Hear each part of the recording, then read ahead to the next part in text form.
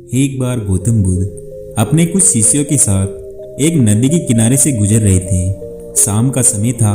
डूबता हुआ सूरज अपनी लालिमा से वातावरण को आकर्षित बना रहा था। तो बुद्ध ने देखा कि कुछ बच्चे नदी के किनारे पर पड़ी गीली मिट्टी से छोटे छोटे घर बना रहे थे। वह बच्चे इतने प्रसन्न थे कि जैसे उन्हें सब कुछ मिल गया हो। अब उन्हें किसी भी चीज़ की आवश्यकता नहीं है। वह अपने घर बनाने के काम में पूरी तरह से तल्लीन थे, उनमें खोए हुए थे। ये देख बुद्ध और उनके शिष्य वहीं खड़े होकर बच्चों के इस खेल को देखने लगे। तभी थोड़ी देर बाद एक बच्चे का पैर दूसरे बच्चे के बनाए हुए घर से टकरा गया और उसकी मिट्टी के घर का आकार बिगड़ गया। इस पर वह दूसरा बच्चा चिल्लाया कि तूने ये क्या कर दिया? तुम्हें पता भी है कि मैंने इसे कितनी मेहनत से बनाया था।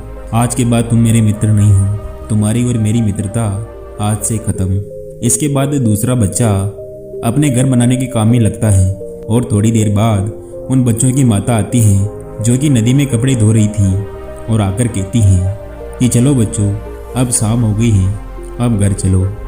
इतना सुनते ही वह सारे बच्चे अपने बनाए हुए मिट्टी के घरों पर कूद कूद कर उन्हें तोड़ने लगे।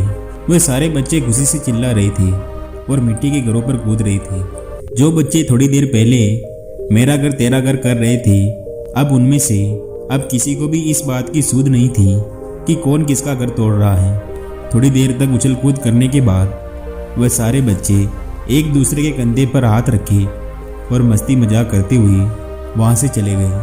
जब तक उन बच्चों ने यह माना हुआ था कि ये उनके घर हैं, तो उन बच्चों के बीच लड़ाइयाँ भी हो रही थी और दोस्ती भी टूट रही थी।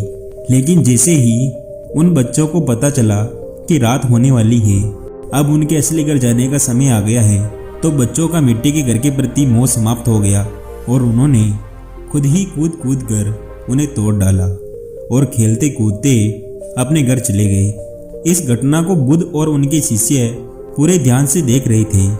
लेकिन जाते हुए बच्चों को देखकर बुद्ध मुस्कुराने लगे, तो उनमें से एक शिष्य ने बुद्ध के मुस्कुराने का कारण पूछा। तो गौतम बुद्ध ने कहा कि ठीक है, ऐसा ही हमारे जीवन के साथ भी होता है। जिस इंसान को स्पष्ट रूप से दिख गया है कि यहाँ मरना है, यहाँ रात होनी है, आज नहीं तो कल अपने असली घर वापस जाना ही पड़ेगा, उस इंसान का इस संसार के प्रति सारा मोह और सारा रस समाप्त हो जाता है। जैसे उन बच्चों को यह महसूस हो गया था, ये तो उनकी बनाई हुई दुनिया है जिसमें वो कुछ देर के लिए खो गए थे, उनका असली घर कहीं और है। तो उन्होंने खुद ही अपने मिट्टी के घरों को तोड़ दिया और उनसे मुक्त हो गए। बुद्ध ने आगे कहा कि लोग मुझसे पूछते हैं कि हमें संसार से कैसे मुक्ति मिलेगी, जबकि तुम्हें मुक्त होने की जरूरत नहीं है, तुम पहले से ही मुक्त हो। ये तो बस तुमने मान लिया है कि तुम इस दुनिया से जुड़े बैठे हो। ये तो बस एक सपना है, इसे तुम सच मानकर जिए चले जा रहे हो। लेकिन ये सपना भी एक दिन टूट जाएगा, क्योंकि सभी सपने अंततः टूट ही जाते हैं और ये भी टूट जाएगा। जब तक उन बच्चों ने मिट्टी के घरों से खुद को जोड़ रखा था, उन्हें अपना माना हुआ था, तब तक उनके अंदर ये भी डर बैठा हुआ था कि कहीं कोई उनको नुकसान ना पहुंचा दे। लेकिन जैसे ही रात होने को आती है, तो उन बच्चों का उनके असली घर जाने का समय आ जाता है और उनका उन मिट्टी के घरों के प्रति सारा डर और सारा प्रेम समाप्त हो जाता है। ये जीवन भी ऐसा ही है और सारी चीज़ें जिनके लिए तुम डरे रहते हो, चिंतित रहते हो, जिनसे तुम जुड़ाव महसूस करते हो, वह सब कुछ एक सपना है जिससे तुम जिए चले जा रहे हो। जिन चीज़ों और लोगों को तुम अपना मानते हो, वह अपना नहीं है, ये तो बस तुम्हारा भ्रम है। और दुनिया में लाखों लोगों का भ्रम हर रोज़ टूटता है और तुम्हारा भी टूटेगा।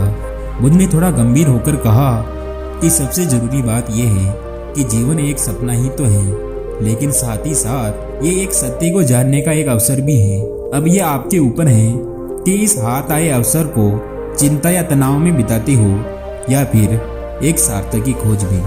क्योंकि एक बात तो निश्चित है, हम सभी कल बीतने के साथ ही अपने मौत के और करीब पहुंचते जा रहे हैं और एक ना एक दिन हम सबको उसका सामना भी करना पड़ेगा। अगर आप लोग इस नज़रिए के साथ इस जीवन को देख पाएं, तो दुनिया की कोई भी परेशानी और कोई सा भी दुख आपको अशांत और परेशान नहीं कर पाएगा। आपके मन का अशांत होने का केवल एक ही कारण है, सत्य को ना देखना। सत्य क्या है कि खुशी और आनंद हमारे ही भीतर है, लेकिन हम उन्हें बाहर की चीज़ों में खोजते हैं, दूसरे लोगों में खोजते रहते हैं और उदास होते रहते हैं। सत्य क्या है कि खुशी उनमें नहीं जो हमें मिलेगा, बल्कि उनमें है जो अभी हमारे पास है। सत्य क्या है कि खुशी कुछ करने और पाने से नहीं मिलती, बल्कि खुश रहना तो हमारा स्वभाव है। सत्य क्या है कि जीवन बीता चला जा रहा है और हम अभी भी कुछ नहीं कर रहे हैं, बस इसलिए मन अशांत है। तो दोस्तों, हर परिस्थितियों में खुश रहना एक चुनाव है और फिर धीरे धीरे ये चुनाव हमारा स्वभाव बनता जा रहा है। ये कहानी आपको कैसी लगी? अगर अच्छी लगी हो तो हमें कमेंट कर जरूर बताएं और ऐसी ही कहानियाँ सुनने के लिए इस चैनल को जरूर सब्सक्राइब करें।